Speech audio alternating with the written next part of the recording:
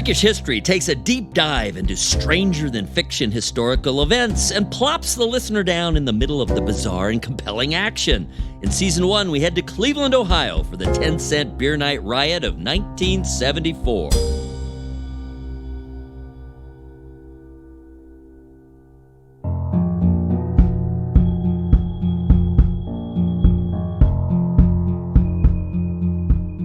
Welcome to Heading for Home, a 10-cent beer night odyssey. I'm Eric Olson. Every year, the media celebrate the anniversary of the 10-cent beer night riot of 1974 at Cleveland Stadium. Fans, awash in cheap beer, streaked, chanted obscenities, pelted the players with everything from hotdogs to explosives, then charged the field and brawled viciously with the visiting Texas Rangers and their own home team Indians. This is that story.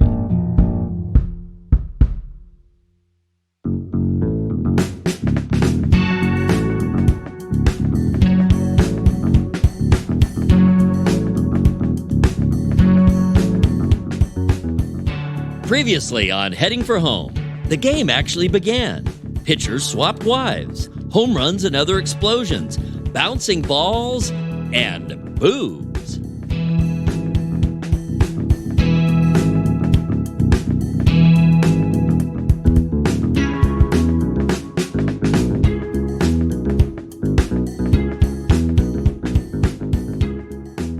Heading into the top of the fourth inning, the Indians' pitcher warming up on the mound was not Fritz Peterson.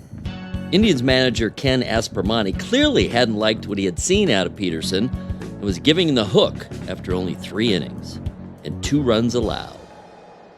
Veteran right-hander Dick Bosman, with an elevated ERA of 6.89, was his replacement. Peterson hadn't looked sharp. The first 3 Rangers up in the inning were all righties, and Bosman needed the work, having pitched only 5 times on the season. A quiet and unassuming guy, Aspermani, 42, was in his 3rd season as Indians manager after spending a solid but uneventful 7 seasons in the majors as a second baseman and third baseman with a number of clubs. Rangers cleanup hitter Jeff Burroughs stepped in to start the 4th. Bosman carved him up quickly and struck him out. Up next was DH Tom Grieve. Like in the 2nd inning, Grieve homered, this time to right, giving the Rangers a 3-0 lead. A completely naked man ran onto the field and slid into second base, stealing the thunder from Grieve's 2nd homer. Many cringed knowingly at the road burn a stunt like that would inflict on exposed tender flesh, but all admired his balls. This led to another convergence of authorities on the field, but the lumbering security guards and ushers were no match for the bearskin bandit, who was wily and elusive, his junk flopping to and fro with every knee lift. Then, like some sort of interdimensional being, the streaker zigged, zagged, and disappeared into the stands. Jim Fregosi climbed into the right-handed batter's box with 1 out and the Rangers leading 3-0. After a battle with Bosman, Fregosi popped out to Blanco in foul territory near first for the 2nd out. Shortstop Toby Harrah then lashed a liner into left field. Harrah slid into second with his 9th double of the season, recapitulating the efforts of the streaker, but with pants. Harrah danced off second as Leo Cardenas came up to bat with the game at a critical juncture. With 2 outs, Harrah would be running on contact. If he scored, the Rangers would take a commanding 4-0 lead. But Cardenas hit one off the end of the bat and popped out to Blanco at first base to end the threat. The crowd sighed in relief, but then grumbled with disapproval at the overall state of affairs. A supposed revenge game that the Tribe trailed 3-0 after 3.5 meek and ineffectual innings. The spectators weren't so much interested in appreciating the nuances of a beautiful game played at the highest level as they were in seeing the Indians wreak righteous destruction upon an evil opponent, like Jesus kicking the money changers out of the temple, but with spiky shoes, thunderous explosions, and naked people. Of course, there were legitimate Indians fans in attendance who were dialed into the bigger picture. A team just 1 game under 500, 24-25, and only 2.5 games behind the first-place Red Sox. But there was a large, ham-fisted component in the crowd becoming unmoored on rivers of beer that lusted after the primordial release of a blood sacrifice. And they had a literal tribal beat, provided by superfan John Adams and his big bass drum in the bleachers to synchronize their cause. Adams beat the drum at virtually every Indians home game from 1973 until COVID protocols struck in 2020, almost 3,600 games. Fergie Jenkins stalked to the mound to pitch the bottom of the fourth inning. The crowd pleaded, cajoled, demanded that the Indians' second baseman, Jack Brohammer, begin the onslaught. On a fastball, Brohammer clubbed a regal blast to center that went back, only to be corralled by center fielder Tovar on the warning track. LaRon Lee came next to the plate with the Tribe's lone hit thus far in the game. He lined a vicious low drive toward the pitcher's mound that Jenkins didn't have time to grab. The ball caromed off his kneecap with a sickening smack and rolled its way toward short as Lee streaked across first base with his second infield single of the game. Someone in the upper deck began chanting. The contagion spread like wildfire across the upper deck, down to the bleachers in left field, and finally across the lower deck as the entire stadium thrummed with hope and bloodlust.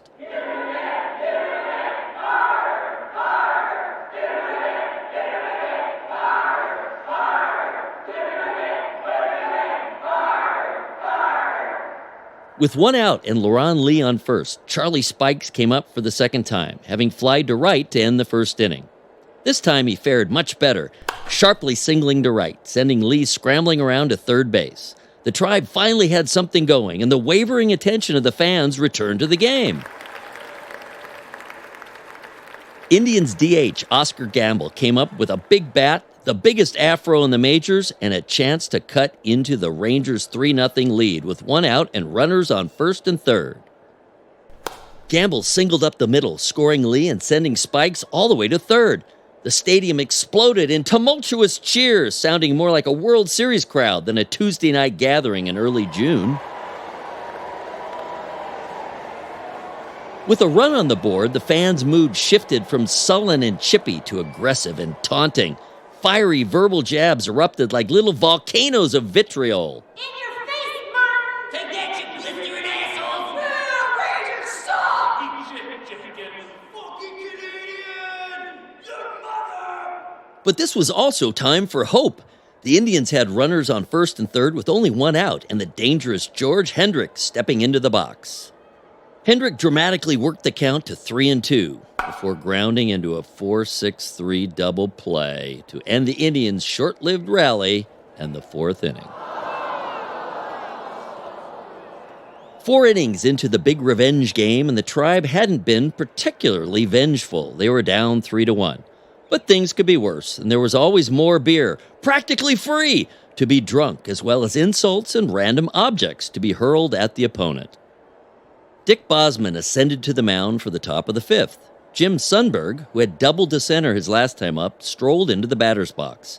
Sundberg grounded tamely to Lowenstein at third, who scooped it up nicely and made an accurate throw to Blanco at first for the out.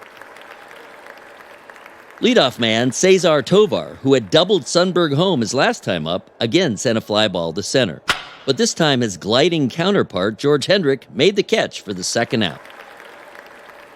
Pesky Lenny Randall, now batting left-handed against the righty Bosman, chipped a little pop fly off the end of the bat to Lowenstein in foul territory for the third out. Nice work by Bosman, and time for the Tribe to swing the bats again, with the score still 3-1. Halfway through the fifth inning, also the halfway point of the game, Billy Martin made some maneuvers, inserting lefty rookie phenom Mike Hargrove, hitting an eye-popping .358 at first base.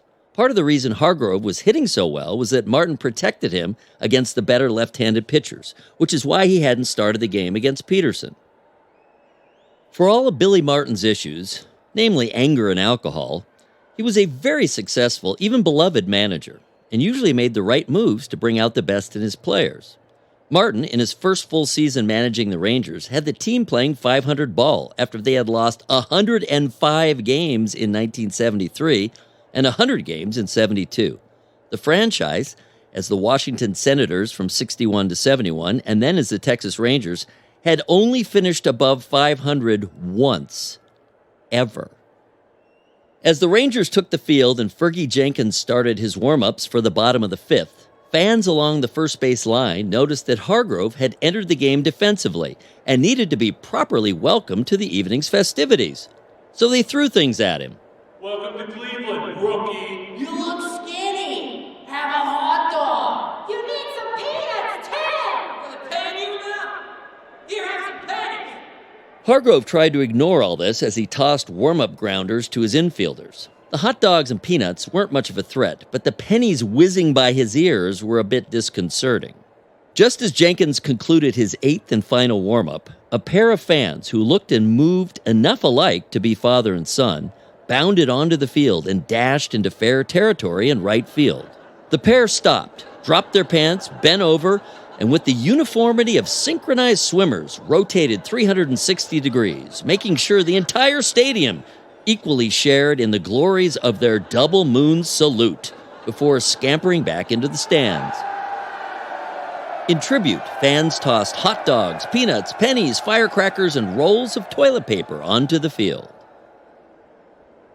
Ossie Blanco advanced from the on-deck circle to the plate to start the bottom of the fifth. Blanco, 28, from Venezuela, started the year with a career batting average of .197. But he had only played in about 30 games way back in 1970. Then he had been in the minors again all the way until 1974 and had only been up about 30 times with the Indians, hitting .167. Despite his batting average, Ossie Blanco ripped the single into left field and stood triumphantly on first base. John Adams pounded away on his bass drum in the bleachers.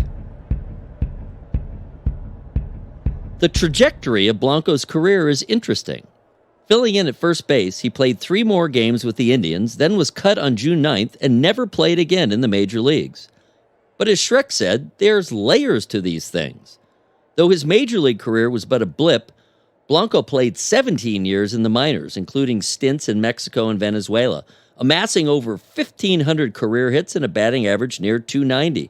As a result, Blanco was inducted into the Venezuelan Baseball Hall of Fame and Museum in 2015. Next up was Dave Duncan, who swung hard at a curveball and sent the ball soaring high and deep into center field. Back went Tovar. Based on the trajectory, Duncan's blast wasn't going to make it out of the park or even to the wall, but fans desperately willed it otherwise. Come on. Get out of here. You never know.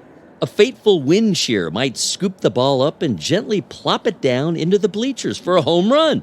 Or Tovar might suddenly collapse from diphtheria or jaundice, and the ball could fall untouched for a triple. The world might stop spinning just long enough for gravity to collapse. The ball could float out of the stadium. At the last moment, it looked as though the ball might make it to the fence after all, before it collapsed like a dead pigeon into Tovar's awaiting glove on the warning track. With Blanco still on first with 1 out in the bottom of the fifth, Indians shortstop Frank Duffy was the next hope. Duffy was mostly known for his defensive skills. He led American League shortstops in fielding percentage in 1973 and was off to a fine start defensively in 74, but he was only hitting .193 as he came to the plate. Jenkins made Duffy look bad and struck him out on 3 pitches. Such things often seem inevitable after the fact. When the action goes in favor of the odds, it seems as though it couldn't have gone any other way. But those odds only reflect the accumulated actions of the past and don't predict the present or the future, as with Ossie Blanco, who had just singled off a future Hall of Fame pitcher despite very little major league experience and a .167 batting average. With Blanco still on first and 2 outs, John Lowenstein tapped a listless little nubber to Jenkins on the mound, who threw him out to end the bottom of the fifth. With Dick Bosman having limited the Rangers to 1 out on 2 hits and 2 innings of work, Indians manager Ken Aspromani rolled the dice and sent the veteran out again to pitch the top of the 6th, with the score still 3-1 in favor of the Rangers. Alex Johnson, 0 for 2, stood in the batter's box to begin the 6th inning. Bosman made Aspromani look good by quickly retiring Johnson on a pop to second and by inducing Jeff Burrows to ground out, shortstop to first. Tom Grieve, who already had 2 homers in the game, stepped into the batter's box and singled sharply to left. The next batter, wily veteran Jim Fregosi, doubled to left, sending Grieve to third. Toby Harrah, who had doubled in the fourth, then lofted a deep fly into the corner and right that eluded Charlie Spikes for a triple, scoring both Grieve and Fregosi, sending the Indians deep into a 5-1 hole.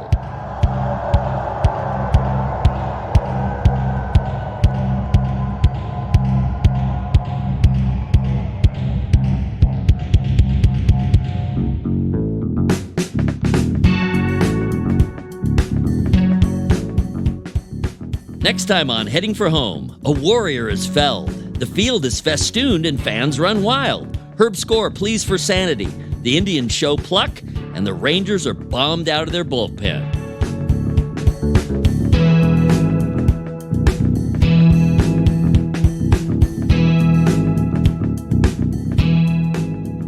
Heading for Home is written and executive produced by Eric and Don Olson. Sound design and original music by Richard Ingraham.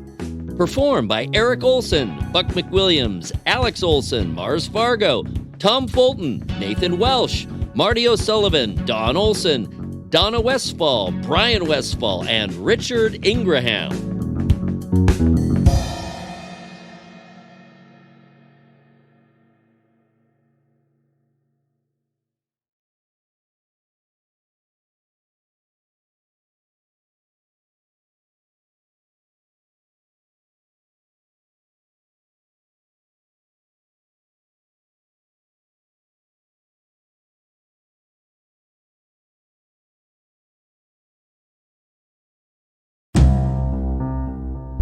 Freakish History takes a deep dive into stranger-than-fiction historical events and plops the listener down in the middle of the bizarre and compelling action. In Season 1, we head to Cleveland, Ohio for the 10-cent beer night riot of 1974. Welcome to Heading for Home, a 10-cent beer night odyssey. I'm Eric Olson. Every year, the media celebrate the anniversary of the 10-cent beer night riot of 1974 at Cleveland Stadium. Fans, awash in cheap beer, streaked, chanted obscenities, pelted the players with everything from hot dogs to explosives, then charged the field and brawled viciously with the visiting Texas Rangers and their own home team Indians. This is that story. There was aggression in the air before the game even started. She shrieked and disappeared beneath him.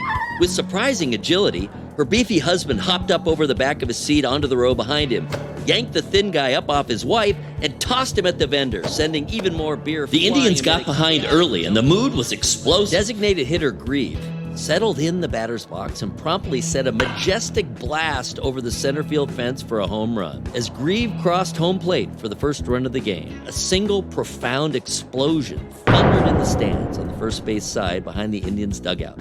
A streaker took to the base paths. A completely naked man ran onto the field and slid into second base, stealing the thunder from Grieve's second homer. Though chippy, the crowd was also creative and expressive.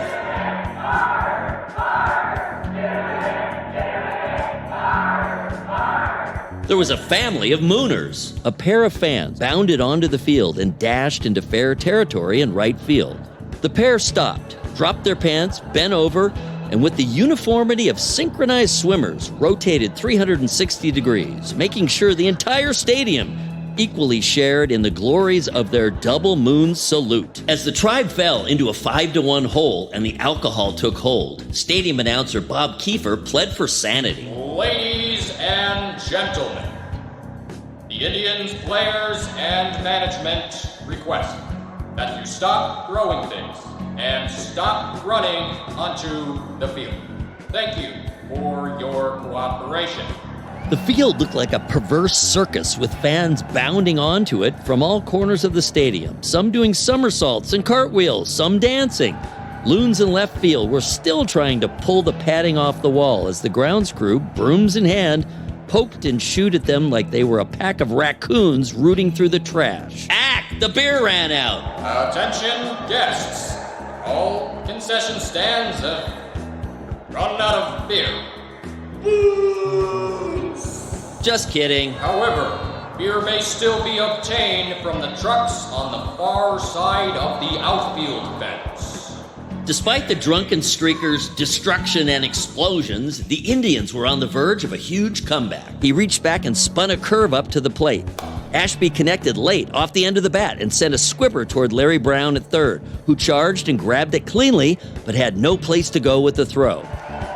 Crosby dashed to third, Torres to second, and young Ashby stood on first with what the young man moved like a spy in a cartoon, crouching low, stepping high, tiptoeing his way across the field toward Burrow. The dam burst. Oh, this is an absolute tragedy. Absolute tragedy. I've been in this business for over 20 years and I have never seen anything as disgusting as this. I haven't either. Ladies and gentlemen, may I have your attention, please? The Indians team and management request that you clear the field of play immediately. Thank you. Don't miss Heading for Home, Season 1 of Freakish History, the bizarre true tale of the 10-cent beer night riot at Cleveland Stadium in 1974.